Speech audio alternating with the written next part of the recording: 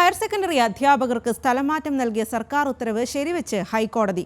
സ്വന്തം ജില്ലയിൽ ഒഴിവുണ്ടെങ്കിൽ സീനിയോറിറ്റി അടിസ്ഥാനത്തിൽ പരിഗണിക്കാമെന്ന് ഹൈക്കോടതി.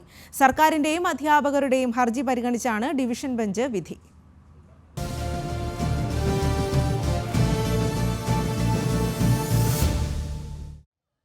നാല് വിഭാഗങ്ങളിലായി അധ്യാപകരെ സ്ഥലം മാറ്റി 2024 ഫെബ്രുവരി 12-നാണ് സർക്കാർ ഉത്തരവ് പുറപ്പെടുവിച്ചത്. ഇത് ചോദ്യം ചെയ്ത് ഒരു കൂട്ടം അധ്യാപകർ നൽകിയ ഹോം സ്റ്റേഷൻ അതേഴ്സ് സ്ഥലമാറ്റ പട്ടികകൾ കേരള അഡ്മിനിസ്ട്രേറ്റീവ് ട്രൈബ്യൂണൽ റദ്ദാക്കി. ജൂൺ 1 പുതിയ പട്ടിക പ്രസിദ്ധീകരിക്കണമെന്ന് ട്രൈബ്യൂണൽ ഉത്തരവിട്ടു. മാതൃജില്ലയ്ക്ക് പുറത്തുള്ള സർവീസിലെ സീനിയോറിറ്റി മാതൃജില്ലയിലേക്കുള്ള സ്ഥലമാറ്റത്തിന് മാത്രമേ പരിഗണിക്കാവൂ എന്നാണ് സർക്കാർ മാനദണ്ഡം. എന്നാൽ ഈ സീനിയോറിറ്റി പരിസര ജില്ലകളിലേക്കും പരിഗണിക്കണമെന്ന ഹർജിക്കാരുടെ ആവശ്യം കൂടി പരിഗണിച്ചാണ് KAT ഉത്തരവ് പുറപ്പെടുവിച്ചത്. സ്ഥലംമാറ്റ പട്ടിക റദ്ദാക്കിയ KAT നടപടി തടയണമെന്നും നിലവിലെ സ്ഥലംമാറ്റ ഉത്തരവ് നടപ്പാക്കണമെന്നും ആവശ്യപ്പെട്ടാണ് ചില അധ്യാപകർ ഹൈക്കോടതിയെ സമീപിച്ചത്.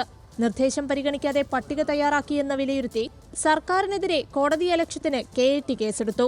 ഇത് ചോദ്യം ചെയ്ത് സർക്കാരും ഹൈക്കോടതിയെ സമീപിച്ചു. തുടർന്നാണ് ട്രൈബ്യൂണൽ ഉത്തരവ് റദ്ദാക്കി സ്ഥലംമാറ്റ നടപടി ഹൈക്കോടതി ശരിവച്ചത്.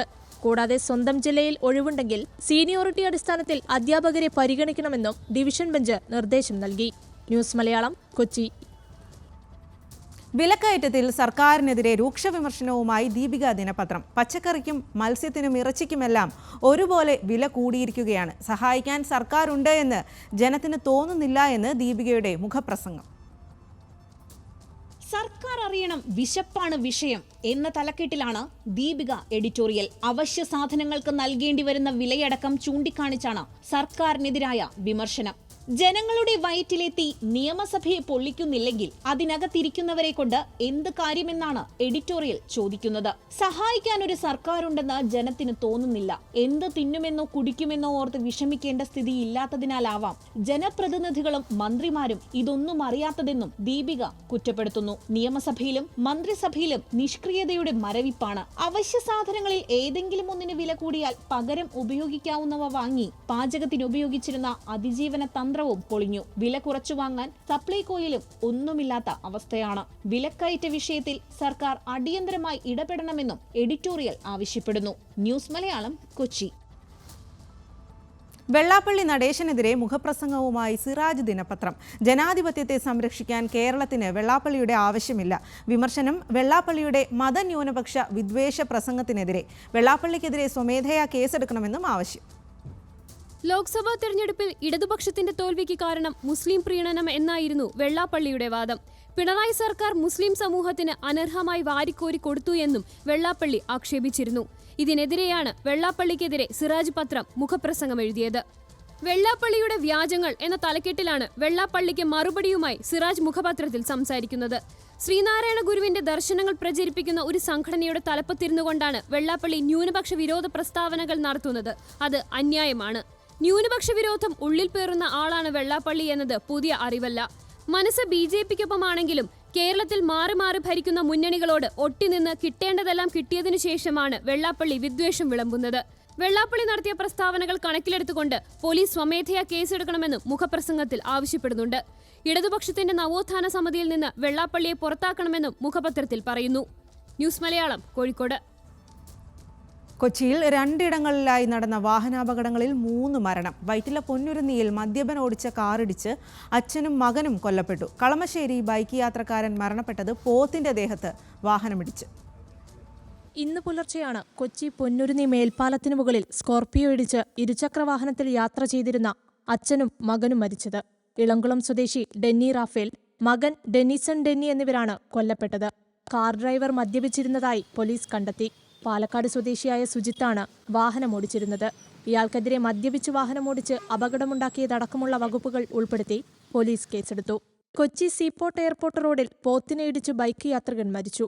കളമശ്ശേരി സ്വദേശി അജയ് രമേശാണ് മരിച്ചത്. ഒപ്പമുണ്ടായിരുന്ന സുഹൃത്ത് നിസാര പരിക്കുകളോടെ രക്ഷപ്പെട്ടു. ന്യൂസ് മലയാളം, കൊച്ചി. തിരുവനന്തപുരം വർക്കലയിൽ വീടിനുള്ളിലേക്ക് വാഹനം ഇടിച്ചു കയറി. അപകടത്തിൽ വീട് തകർന്നെങ്കിലും വീട്ടിൽ ഉറങ്ങിക്കിടന്നവർ അത്ഭുതകരമായി രക്ഷപ്പെട്ടു. വെഞ്ഞാറമൂട് സ്വദേശിയായ ഡ്രൈവറെ പോലീസ് കസ്റ്റഡിയിലെടുത്തു. ഇന്ന് പുലർച്ചെ 2 മണിയോടുകൂടിയായിരുന്നു അപകടം. വർക്കല ഞെക്കാട് ജംഗ്ഷനിൽ റോഡ് സൈഡിലുള്ള വീട്ടിലേക്ക് ഇന്നോവ കാർ നിയന്ത്രണം വിട്ട് ഇടിച്ചു കയറുകയായിരുന്നു. വീട്ടിനുള്ളിൽ തറയിൽ കിടന്നുറങ്ങുകയായിരുന്ന ബിന്ദുവിന്റെ മുന്നിലേക്കാണ് കാർ വന്നു നിന്നത്. അമ്മ സുമതി കട്ടിലിൽ കിടന്ന് ഉറങ്ങുകയായിരുന്നു. കെട്ടിടമിടിഞ്ഞ് ഇഷ്ടികകളും തടികളും ബിന്ദുവിന്റെ ദേഹത്ത് വീണു. ഏറെ നേരത്തെ പരിശ്രമത്തിനൊടുവിലാണ് ഇഷ്ടികകളുടെയും തടിക്കഷ്ണങ്ങളുടെയും ഇടയിൽ നിന്ന് രക്ഷപ്പെട്ട് ബിന്ദു പുറത്തു വന്നത്.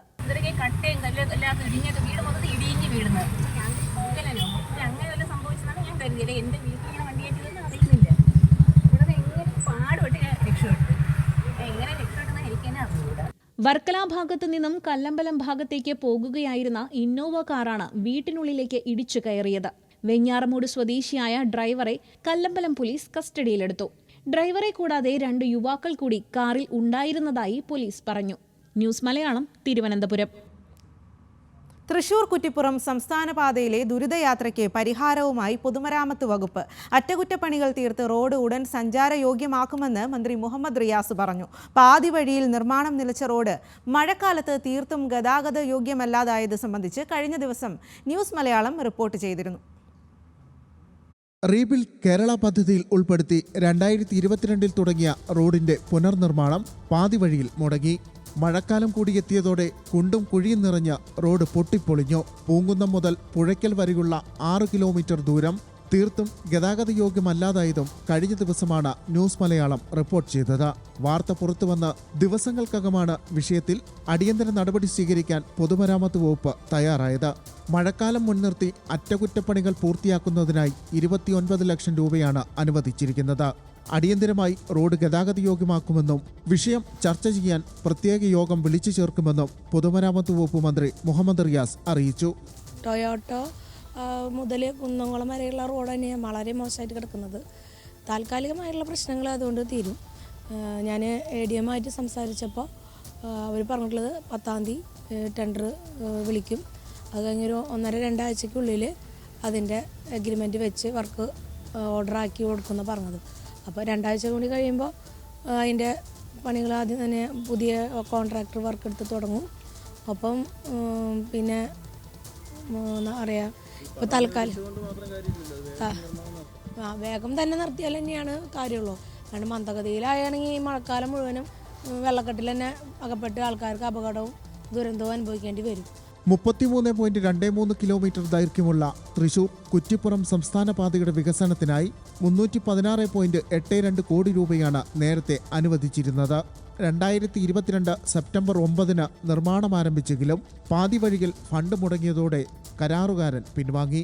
ഇക്കാര്യം ചൂണ്ടിക്കാട്ടി തൃശൂർ കോർപ്പറേഷൻ കൗൺസിലർമാരടക്കം നിരവധി പേരാണ് പൊതുമരാമത്ത് വകുപ്പിനെ പരാതിയുമായി സമീപിച്ചത്. ന്യൂസ് മലയാളം, തൃശൂർ.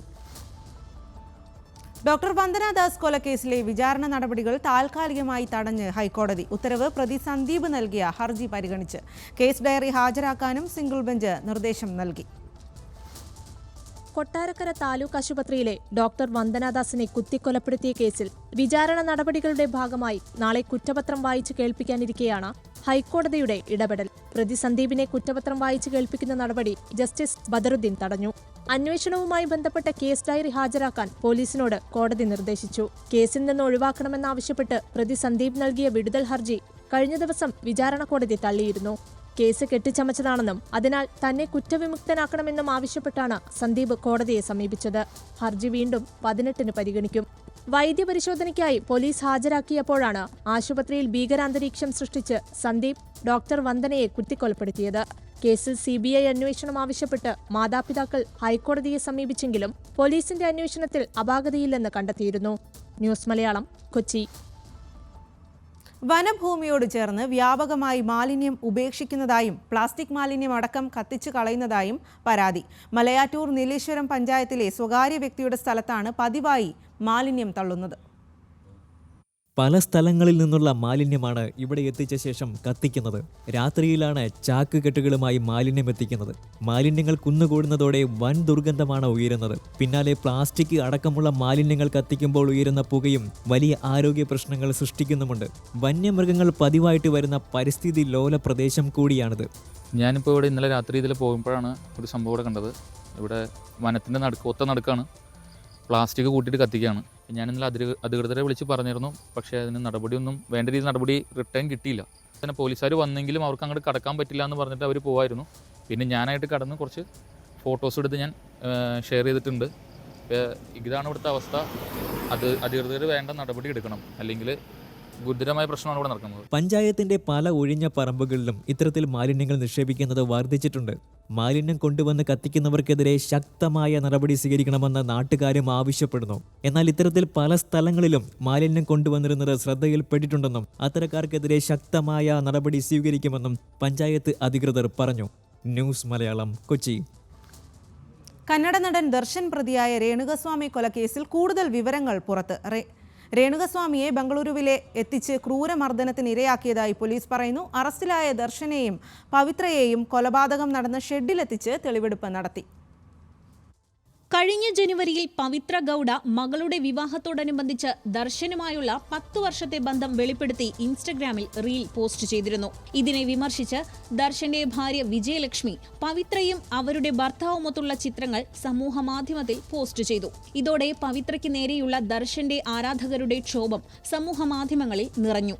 ദർശന്റെ കടുത്ത ആരാധകനായ രേണുകാസ്വാമി പവിത്രയെക്കുറിച്ച് ഇൻസ്റ്റഗ്രാമിൽ മോശം കമന്റ് ഇട്ടതോടെയാണ് പ്രശ്നങ്ങൾക്ക് തുടക്കം. പവിത്ര ദർശനെയും ഭാര്യ വിജയലക്ഷ്മിയെയും അകറ്റുന്നെന്നാരോപിച്ചായിരുന്നു ഇത്. രേണുകാസ്വാമിയുടെ മോശം കമന്റുകൾ നിരന്തരം വരാൻ തുടങ്ങിയതോടെ ഇദ്ദേഹത്തെ വകവരുത്താൻ പവിത്ര തീരുമാനിക്കുകയായിരുന്നുവെന്നാണ് പോലീസിന്റെ കണ്ടെത്തൽ. കേസിൽ പവിത്ര ഗൌഡയെ 1-ാം പ്രതിയാക്കി.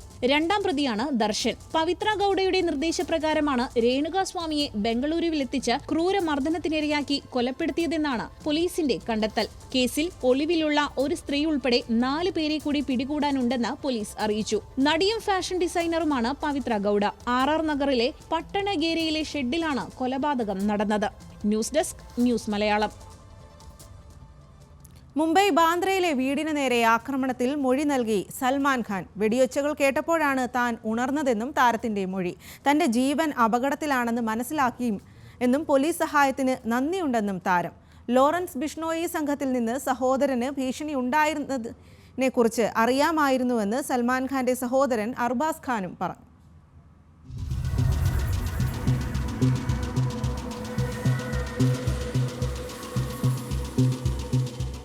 ഏപ്രിൽ 14-നാണ് മുംബൈ ബാന്ദ്രയിലെ സൽമാൻ ഖാന്റെ വീടിന് നേരെ ആക്രമണമുണ്ടായത്.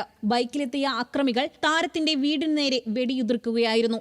സംഭവത്തിന് തലേന്ന് രാത്രി പാർട്ടി കഴിഞ്ഞ് താൻ വൈകിയാണ് ഉറങ്ങിയതെന്നും ബാൽക്കണിയിൽ തട്ടിയ വെടിയൊച്ചകളുടെ ശബ്ദം കേട്ടാണ് ഉണർന്നതെന്നുമാണ് സൽമാൻ പോലീസിന് മൊഴി നൽകിയിരിക്കുന്നത്. ഞെട്ടിയുണർന്ന ശേഷം ബാൽക്കണിയിൽ പോയി പരിശോധിച്ചെങ്കിലും ആരെയും കണ്ടില്ലെന്നും താരം വ്യക്തമാക്കി. ലോറൻസ് ബിഷ്ണോയി സംഘത്തിൽ നിന്ന് തന്റെ സഹോദരന് മുൻകാലങ്ങളിൽ ഉണ്ടായിരുന്ന ഭീഷണികളെക്കുറിച്ച് തനിക്ക് അറിയാമായിരുന്നുവെന്നാണ് അർബാസ് ഖാന്റെ മൊഴി. ജൂൺ 4-നാണ് ക്രൈംബ്രാഞ്ച് ഉദ്യോഗസ്ഥർ ഉൾപ്പെടെ 4-അംഗ സംഘം സൽമാൻ ഖാന്റെ വീട്ടിലെത്തി താരത്തിന്റെയും സഹോദരൻ അർബാസ് ഖാന്റെയും മൊഴി രേഖപ്പെടുത്തിയത്. 6 മണിക്കൂറോളമാണ് മൊഴിയെടുപ്പ് തുടർന്നത്. ലോറൻസ് ബിഷ്ണോയുടെ സംഘം വാടകയ്ക്കെടുത്ത ഷൂട്ടർമാർ ചലച്ചിത്ര താരത്തെ കൊലപ്പെടുത്താൻ ഗൂഢാലോചന നടത്തിയതായാണ് പോലീസ് അവകാശപ്പെടുന്നത്. വെടിവെപ്പ് നടക്കുമ്പോൾ ഇവരുടെ പിതാവ് സലീം ഖാനും ബാന്ദ്രയിലെ അപ്പാർട്ട്മെന്റിൽ ഉണ്ടായിരുന്നുവെങ്കിലും പ്രായമായതിനാൽ മൊഴി രേഖപ്പെടുത്തിയിരുന്നില്ല. ആവശ്യമെങ്കിൽ ക്രൈംബ്രാഞ്ച് സലീം ഖാന്റെ മൊഴി രേഖപ്പെടുത്തുമെന്നും അറിയിച്ചിട്ടുണ്ട്. കേസിൽ ഇതുവരെ 6 പേരാണ് അറസ്റ്റിലായിരിക്കുന്നത്. മുൻപ് മഹാരാഷ്ട്രയിലെ പൻവേലിൽ വെച്ച് സൽമാൻ ഖാന്റെ കാർ ആക്രമിക്കാൻ ലോറൻസ് ബിഷ്ണോയി സംഘം ഗൂഢാലോചന നടത്തിയെന്നും പോലീസ് പറഞ്ഞു. ആക്രമണം നടത്താനായി പാകിസ്ഥാൻ ആയുധ വ്യാപാരിയിൽ നിന്ന് ആയുധങ്ങൾ വാങ്ങിയതായും റിപ്പോർട്ടുണ്ട്. National desk, news Malayalam. Bollywood നടൻ ആമിർ ഖാന്റെ മകൻ ജുനൈദ് ഖാന്റെ ചിത്രം മഹാരാജിനെതിരെ ബോയ്ക്കോട്ട് ക്യാമ്പയിൻ പ്രചരണം. ഹിന്ദു മതത്തെയും സന്യാസിമാരെയും മോശമായി ചിത്രീകരിക്കുന്നു എന്നാരോപിച്ചാണ് ക്യാമ്പയിൻ ട്വിറ്ററിൽ വന്നിരിക്കുന്നത്.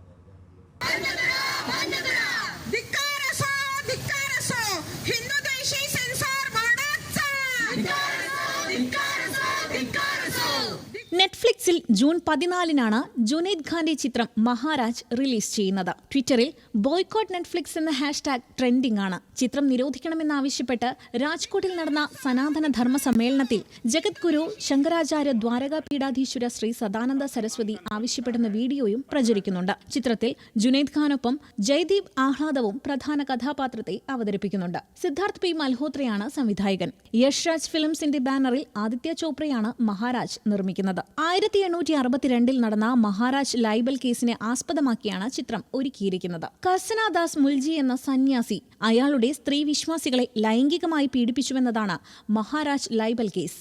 ശക്തനായ ഒരു വ്യക്തിക്കെതിരെ നിൽക്കുന്ന ഒരു മാധ്യമ പ്രവർത്തകന്റെ പോരാട്ടത്തിന്റെ കഥയാണ് ചിത്രം പറയുന്നത്. Entertainment desk, news Malayalam. Pathanamthitta Chittar ഗ്രാമപഞ്ചായത്ത് ഭരണം UDFന് കോൺഗ്രസ് പ്രതിനിധി A. ബഷീർ പ്രസിഡന്റായി തിരഞ്ഞെടുക്കപ്പെട്ടു. ഇടത് വലത് സ്ഥാനാർത്ഥികൾക്ക് തുല്യ വോട്ട് വന്നതോടുകൂടി നറുക്കെടുപ്പിലൂടെയാണ് ബഷീറിനെ തിരഞ്ഞെടുത്തത്.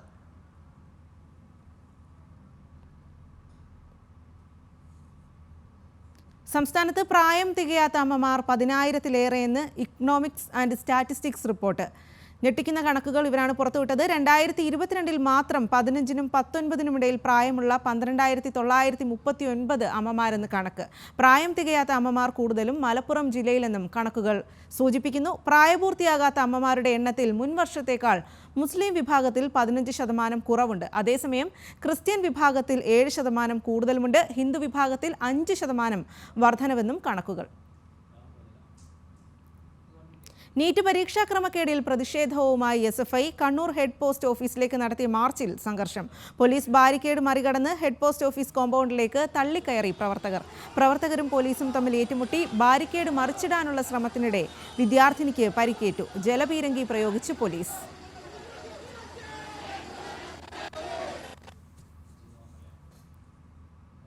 അനാസ്ഥയിൽ നിറം മങ്ങി കുമരകം വിനോദസഞ്ചാര കേന്ദ്രം. പദ്ധതികൾ നടപ്പിലാക്കാത്തത് ടൂറിസം സാധ്യതകൾക്ക് മങ്ങലേൽപ്പിക്കുന്നു. സഞ്ചാരികൾ എത്തുന്നുണ്ടെങ്കിലും അതിന്റെ ഗുണം റിസോർട്ട് ഉടമകൾക്കാണ് ലഭിക്കുന്നത് എന്ന ആക്ഷേപവും ശക്തമാണ്.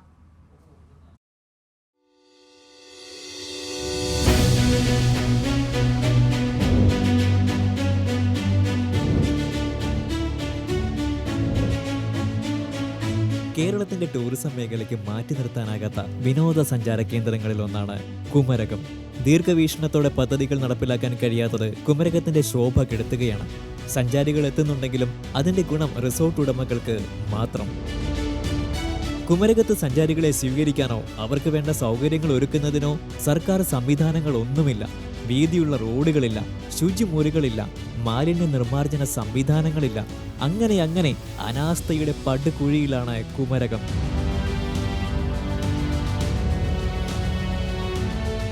ടൂറിസത്തിലൂടെ വൻ നികുതി വരുമാനം നേടുന്ന കുമരകം പഞ്ചായത്ത് ഒരു മൂത്രപ്പുര പോലും നിർമ്മിച്ചിട്ടില്ല. 4 ബോട്ട് ജെട്ടികൾ ഉണ്ടെങ്കിലും ഇവിടെങ്ങും പ്രാഥമിക ആവശ്യങ്ങൾ നിറവേറ്റാനുള്ള സൗകര്യമില്ല. പ്രധാന വിനോദസഞ്ചാര കേന്ദ്രങ്ങളിലെല്ലാം അറിയിപ്പ് ബോർഡുകൾ ഉള്ളപ്പോൾ കുമരകം എവിടെ തുടങ്ങുന്നു എവിടെ അവസാനിക്കുന്നു എന്നറിയാൻ ഒരു ബോർഡ് പോലും ഇല്ലാത്തതിനാൽ സഞ്ചാരികൾ വട്ടം ചുറ്റുകയാണ്. ആവശ്യമായ സൗകര്യങ്ങളില്ലാതെ വരുന്നതോടെ സഞ്ചാരികളും കുമരകത്തെ മെല്ലെ മെല്ലെ ഉപേക്ഷിക്കുകയാണ്. ഈ കഴിഞ്ഞ മാസങ്ങളിലൊക്കെ തിരക്ക് വരുന്നുണ്ട്, ആരും വന്നില്ല, ചൂടായുണ്ട്. അത് കഴിഞ്ഞപ്പോൾ തന്നെ മഴയായി, കാരണം തീരെ സഞ്ചാരികളുടെ കുറവ് അനുഭവപ്പെടുന്നുണ്ട്. ഇപ്പോൾ ഒരു 2-3 ഇപ്പം ചിലയിടയ്ക്കൊന്ന് വന്ന്, പിന്നെ അതുപോലെ ഈ ഒരു 3-4 മാസമായിട്ട് ഈ ചൂട് വന്നു കഴിയുമ്പം പിന്നെ മൊത്തം പൊതുവെ പിന്നെയും ഡിമായി. അത് കഴിഞ്ഞപ്പോൾ മഴയായി. പൊതുവെ ഹൗസ് ബോട്ടിനും ഞങ്ങൾ ചെറിയ ശിക്കാര ബോട്ടുകൾക്കൊന്നും ഓട്ടമില്ലാത്ത വഴിയാണ്.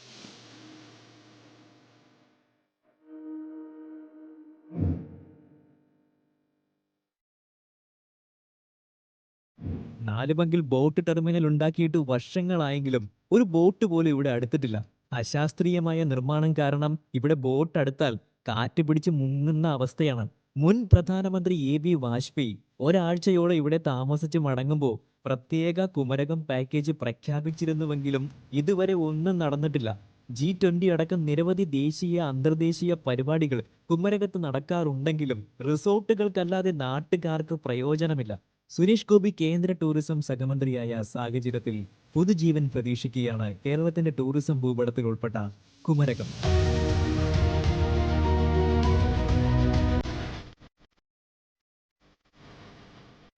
ന്യൂസ് മലയാളം, കോട്ടയം.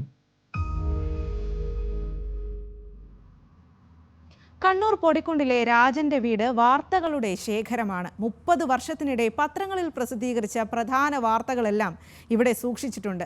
നശിച്ചു പോകാതിരിക്കാൻ എല്ലാം ലാമിനേറ്റ് ചെയ്താണ് വെച്ചിരിക്കുന്നത്. സൂര്യന് കീഴിൽ ഇന്ന് വരെ സംഭവിച്ച എന്തിനേയും കുറിച്ചറിയാൻ ഇങ്ങോട്ട് വന്നോളൂ എന്നാണ് രാജൻ പറയുന്നത്. ഈ പോളണ്ടിനെ കുറിച്ച് ചോദിച്ചാൽ ചിലർ ചൂടാവും, പിന്നെ തെരഞ്ഞെടുപ്പിനെ പറ്റി ചോദിച്ചാൽ മുഖം ചുവക്കുന്നവരുമുണ്ട്. എന്നാൽ ലോകത്തെ ഏത് രാജ്യത്തെക്കുറിച്ചും ഏത് സംഭവത്തെക്കുറിച്ചും ചോദിച്ചാൽ ചൂടാകാത്ത ഒരാൾ. തെരഞ്ഞെടുപ്പിനെ പറ്റി ചോദിച്ചാൽ സ്ഥാനാർത്ഥികളും വോട്ടിംഗ് ശതമാനവും ഭൂരിപക്ഷവും അടക്കം എന്ത് കൃത്യമായിട്ട് പറഞ്ഞു തരുന്ന ഒരാൾ. കഴിഞ്ഞ 30 വർഷത്തിനിടെ സൂര്യന് കീഴിൽ എന്തൊക്കെ സംഭവിച്ചു എന്ന് ചോദിച്ചാലും വീട്ടിലെ അലമാരകൾ തുറക്കുന്ന ഒരാൾ.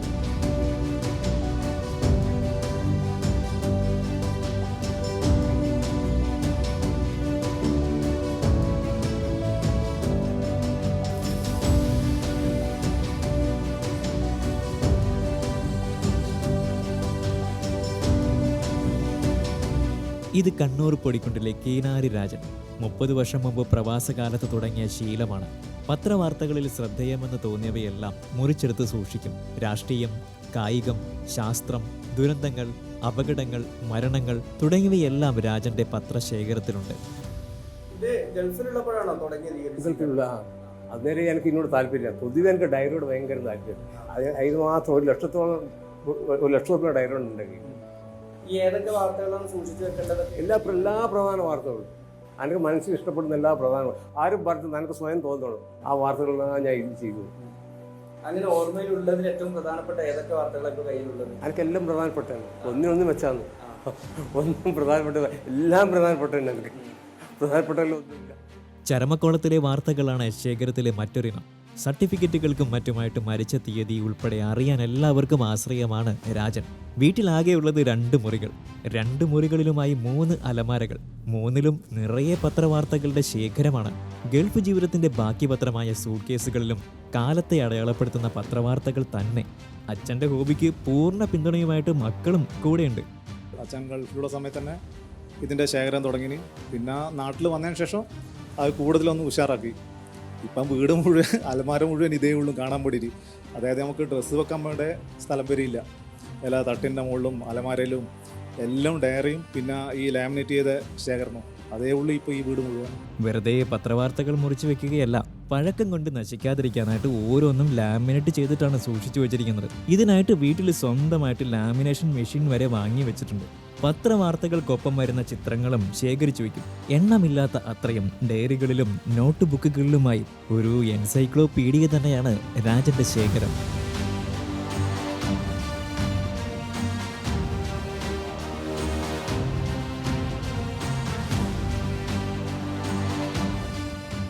എന്തെങ്കിലും ഒരു കാര്യം പെട്ടെന്ന് അറിയണമെന്ന് തോന്നിയാൽ നമ്മൾ എന്ത് ചെയ്യും? ഫോൺ എടുക്കും, ഗൂഗിൾ എടുക്കും, സെർച്ച് ചെയ്യും, വിവരങ്ങൾ കണ്ടെത്തും. എന്നാൽ ഗൂഗിളിനും തരാനാവാത്ത ചില വിവരങ്ങളൊക്കെ ഉണ്ടാവും. അതായത് നമ്മുടെ നാട്ടിലെ ചില മരണ വാർത്തകളും മറ്റും. അങ്ങനെയുള്ള വിവരങ്ങളെല്ലാം വേണമെങ്കിൽ കണ്ണൂരിൽ ഇവിടെ അതുണ്ട്.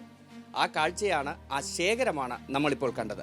മോനിഷ് മോഹനോടൊപ്പം നിഖിൽ അളവൂർ, ന്യൂസ് മലയാളം, കണ്ണൂർ.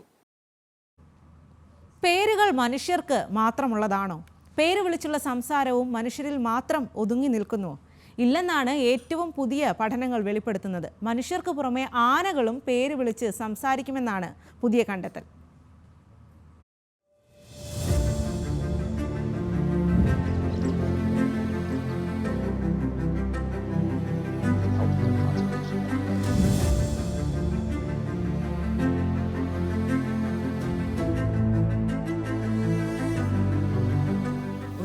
പ്രത്യേക ശബ്ദം പുറപ്പെടുവിക്കുമ്പോൾ അതിന് മറുപടി എന്ന വണ്ണം ആനക്കൂട്ടത്തിനിടയിൽ നിന്ന് മറ്റൊരാന ശബ്ദമുണ്ടാക്കുന്നു.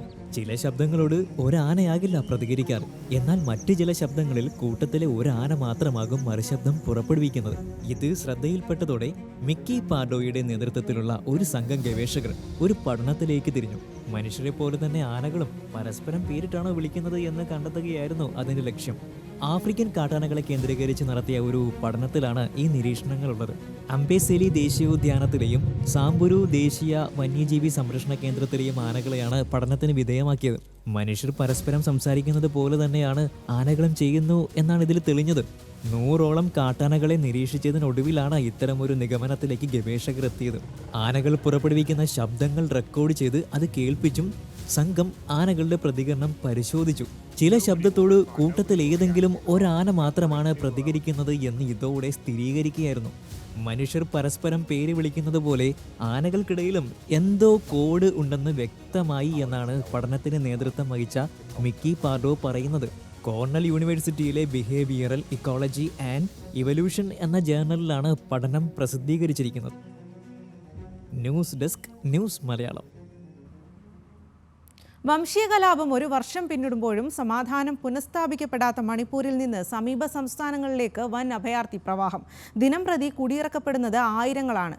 സംഘർഷഭരിതമായ സാഹചര്യങ്ങൾ തുടരുകയാണ് ഇപ്പോഴും മണിപ്പൂരിൽ.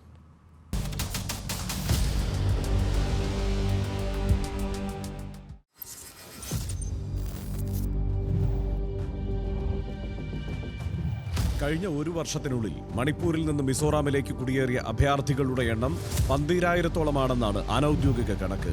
മിസോറാമിന് പിന്നാലെ അസമിലെ അതിർത്തി പ്രദേശങ്ങളിലേക്കും കുടിയേറ്റം തുടരുകയാണ്.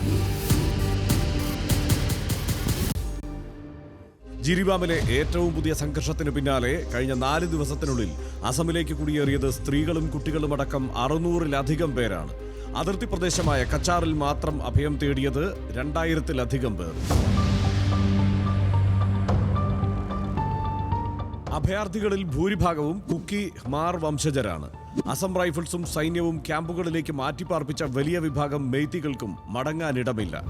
ജിരിബാം സംഘർഷത്തിന് തൊട്ടുമുമ്പുള്ള ദിവസങ്ങളിൽ മാത്രം ക്യാമ്പുകളിലേക്ക് മാറ്റിയത് 200-ലധികം മെയ്തികളെയാണ്. ജില്ലാ ഭരണകൂടത്തിന്റെ കണക്കുപ്രകാരം ജിരിബാമിന് സമീപ പ്രദേശങ്ങളിലെ 6 ക്യാമ്പുകളിലുള്ളത് 918 പേരാണ്.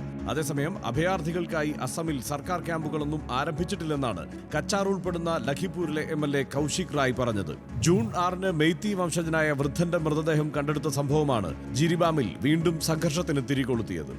പിന്നാലെ അജ്ഞാത അക്രമി സംഘം 2 പോലീസ് ഔട്ട്പോസ്റ്റുകൾക്കും ഒരു ഫോറസ്റ്റ് ഓഫീസിനും 70-ലധികം വീടുകൾക്കും തീയിട്ടു. हालांकि आप देखिए कि कुछ लोगों ने जहाँ पे गड़बड़ हुआ था वहाँ से काफ़ी लोग इधर आ गए हैं, नियर अबाउट 600 people, और they have taken shelter in some of their relatives' places.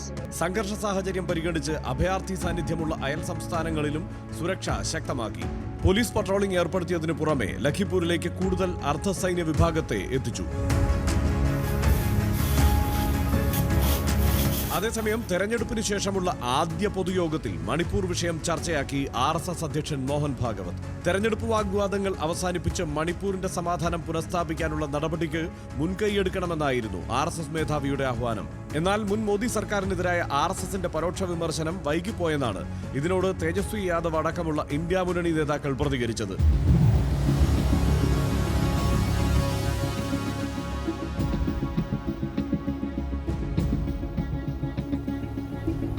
ഏതായാലും മണിപ്പൂരിൽ സംഘർഷം തുടരുകയാണ്. തെരഞ്ഞെടുപ്പ് സമയത്ത് ചെറിയൊരു ശമനമുണ്ടായെന്ന് പുറം ലോകത്തിന് തോന്നിയതുപോലും വാർത്തകളുടെ പ്രാധാന്യം ഇലക്ഷനിലേക്ക് തിരിഞ്ഞതുകൊണ്ട് മാത്രമാണ് എന്നതാണ് വസ്തുത.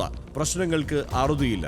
ജിരിബാമിലെ സംഭവത്തെ തുടർന്ന് ഇപ്പോഴും തുടരുന്ന അഭയാർത്ഥി പ്രവാഹം തീരാത്ത കെടുതിയാണ് സമ്മാനിക്കുന്നത്. പുതിയ കേന്ദ്ര സർക്കാർ മണിപ്പൂർ വിഷയത്തെ എങ്ങനെ നേരിടും എന്നതാണ് പുകയുന്ന വടക്കുകിഴക്കിന്റെ നോട്ടം.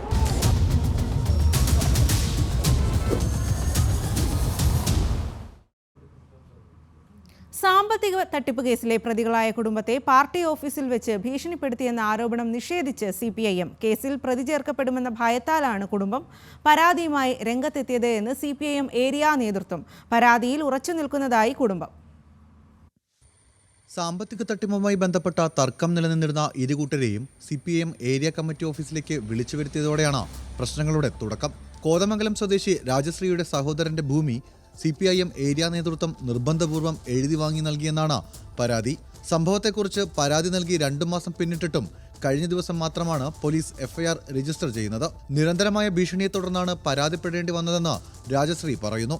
കേസെടുത്താൽ ജയിലിൽ പോകേണ്ടി വരുമെന്ന് ഏരിയ സെക്രട്ടറി KP രാമചന്ദ്രന്റെ സാന്നിധ്യത്തിൽ ഭീഷണിപ്പെടുത്തിയെന്ന് രാജശ്രീ പരാതിയിൽ ഉന്നയിക്കുന്നു. ഈ കേസിൽ ഒത്തുതീർപ്പ് എന്നുള്ള രീതിയിലാണ് ഞങ്ങളെ CPM ഓഫീസിലേക്ക് വിളിച്ചു വരുത്തുകയും നമ്മളെ ഭീഷണിപ്പെടുത്തി എൻ്റെ സഹോദരൻ്റെ പേരിലുള്ള 10.5 സെന്റ് സ്ഥലവും വീടും എൻ്റെ മരുമകൻ്റെ പേരിലുള്ള തൃശ്ശൂർ കോർപ്പറേഷനിലെ 3.5 സെന്റ് സ്ഥലവും എഴുതി വാങ്ങിയത്. മൂവാറ്റുപുഴ പോലീസ് രജിസ്റ്റർ ചെയ്ത കേസിൽ CPIM ഏരിയ സെക്രട്ടറിയും പ്രതി ചേർത്തിട്ടുണ്ട്. അതേസമയം ആരോപണം CPM ഏരിയ നേതൃത്വം നിഷേധിച്ചു. പാർട്ടി ഓഫീസിൽ വെച്ച് ചർച്ച നടത്തുക മാത്രമാണ് ഉണ്ടായതെന്നും പിന്നീട് വിഷയത്തിൽ ഇടപെട്ടിട്ടില്ലെന്നുമാണ് ഏരിയ കമ്മിറ്റിയുടെ വിശദീകരണം. ഇവരൊരു വലിയ മോഷ്ടാവാണ്, ഒരു വലിയ ക്രിമിനലാണ്. അതുകൊണ്ടത് പറഞ്ഞാൽ അവസാനിക്കില്ല എന്ന് തോന്നിയപ്പോൾ ഈ കേസ് ഇവിടെ വെച്ച് സംസാരിക്കേണ്ടതില്ലെന്നും ഇവിടെ ചർച്ച ചെയ്താൽ തീരില്ലെന്നും ഈ കേസുമായിട്ട് ബന്ധപ്പെട്ട് ഈ ഓഫീസിലേക്ക് വരേണ്ടതില്ല എന്നും പറഞ്ഞ് ഞാൻ ഈ കേസിൽ നിന്ന് ഒഴിവാക്കി ഞങ്ങളെല്ലാം ഓഫീസിൽ വെച്ച് പിരിയുകയും ചെയ്തു.